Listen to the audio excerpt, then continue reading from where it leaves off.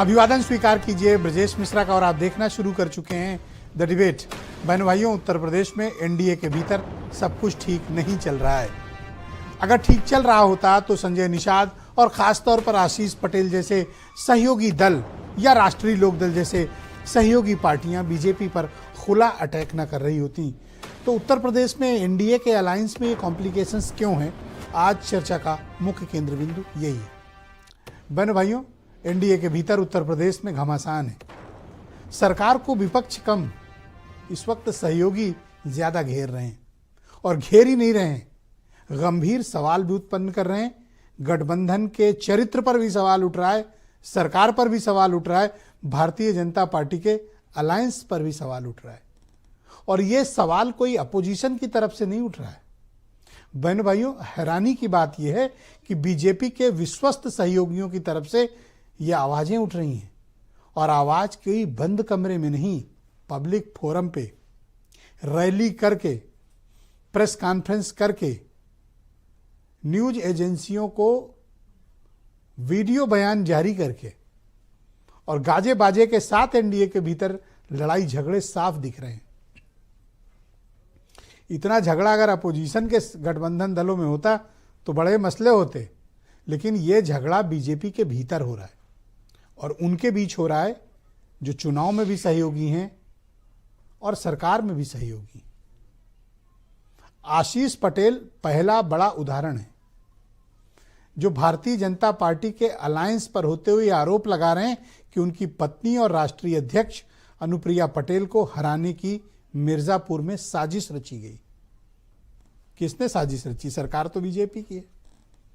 सवाल नंबर 1, उनको यह है आशीष पटेल को कि इस सरकार में उनकी हत्या हो सकती है और वो खुद क्या है? मिनिस्टर। उनकी पत्नी क्या है? केंद्र में मिनिस्टर।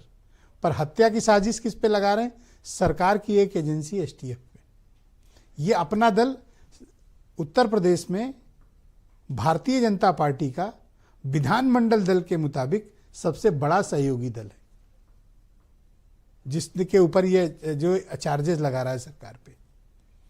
पॉलिटिकल चार्जेस भी हैं, गवर्नमेंट के फंक्शनरीज पर भी चार्जेस हैं, एज ए मिनिस्टर भी चार्जेस हैं। नाउ नेक्स्ट, ये जो सज्जन आपको दिख रहे हैं इनका नाम है संजय निषाद। ये भी उत्तर प्रदेश सरकार में मिनिस्टर हैं और ये भी इनकी निषाद पार्टी बीजेपी की सहयोगी है।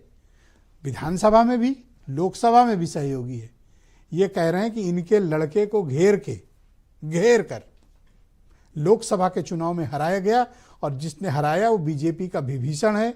इस विभीषण पे अगर कार्रवाई नहीं हुई तो 2027 हम हार जाएंगे। ये दूसरे बड़े घटक दल हैं जो ये कह रहे हैं। और तीसरे घटक दल राष्ट्रीय लोकदल तो हमले के लिए ही जाने जाते हैं। वो तो जब सरकार फंसती है तो विपक्ष से कम पहला ईंट जो है, ईंट और पत्थर बीजेपी पे आरएलडी की तरफ से ही फेंका जाता है और पार्टी भी फिकवाती है या फेंकते हैं, जो भी हो उनका मसला, ये अंदरूनी मसला है। राजभर खामोश है इन दिनों, वही एक हैं जो चुप हैं, लेकिन राजभर जब चुप होते हैं तो कुछ खतरनाक कर रहे होते हैं। ये भी बीजेपी को इस बात का इल्हाम है। तो ये अचानक से 6 महीने के भीतर ये आपस में ईंट पत्थर क्यों शुरू हो गए, सर फुटौल क्यों शुरू हो गई? क्या ये सत्ता में हिस्सेदारी की लड़ाई है या राजनीतिक वर्चस्व की लड़ाई है या फिर अधिकार पाने की लड़ाई है? क्या ये जनता की लड़ाई लड़ रहे हैं या सिर्फ अपनी सुख सुविधाओं, अपने मुद्दों, अपने लिए लड़ रहे हैं? ये लड़ाइयां क्यों हो रही हैं? अगर विपक्ष के गठबंधन दल में मतभेद है तो बहनों भाइयों, बीजेपी के गठबंधन दल जो एनडीए है उसमें तो मतभेद और बढ़ के। वहां कोई हत्या की बात नहीं कर रहा है कि फला पार्टी वाला, कांग्रेस वाला ये नहीं कहता कि आप वाला हत्या करा देगा। अलग लड़ रहे हैं, उनके झगड़े भी सार्वजनिक है। समाजवादी पार्टी और कांग्रेस है, इनके रिलेशन भी कॉम्प्लिकेटेड आने वाले दिनों में होते जा रहे हैं, लेकिन ये तो आरोप नहीं लग रहे हैं। तो इतनी बड़ी बात हो रही है तो कारण क्या है? संगठन की खामोशी क्यों? लखनऊ दिल्ली में इतना सन्नाटा क्यों है? और जब सब कुछ हो रहा है तो उसको ठीक करने के बजाय ये बीजेपी के भीतर इन चीजों को और क्यों कॉम्प्लिकेट किया जा रहा है? कोई कारण है? राजनीतिक कारण है या फिर कुछ और कारण है?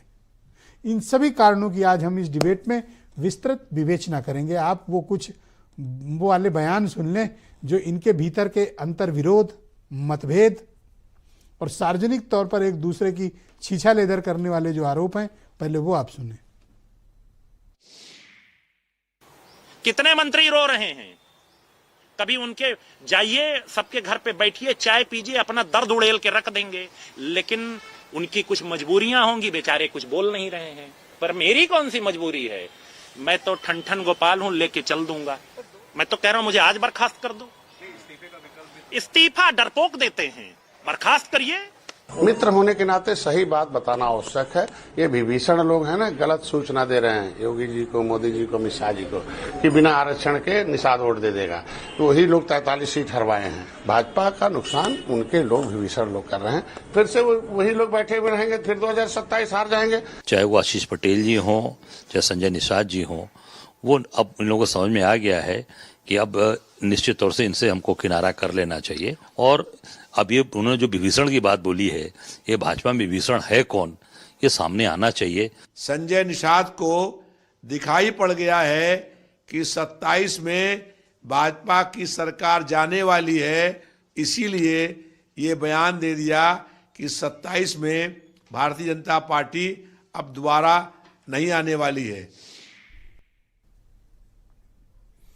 बहन भाइयों, आज की इस महत्वपूर्ण परिचर्चा को आयोजित करते हैं। संजय सिंह भारतीय जनता पार्टी के सीनियर लीडर हैं, हमें ज्वाइन कर चुके हैं। विनय राय बहुत ही जाने माने राजनीतिक मामलों के पत्रकार, सुनील साजन समाजवादी पार्टी के प्रवक्ता, मेरे साथ सुरेंद्र राजपूत जी मौजूद हैं, कांग्रेस कमेटी के प्रवक्ता हैं, और रोहित अग्रवाल राष्ट्रीय लोकदल के प्रवक्ता और सीनियर लीडर।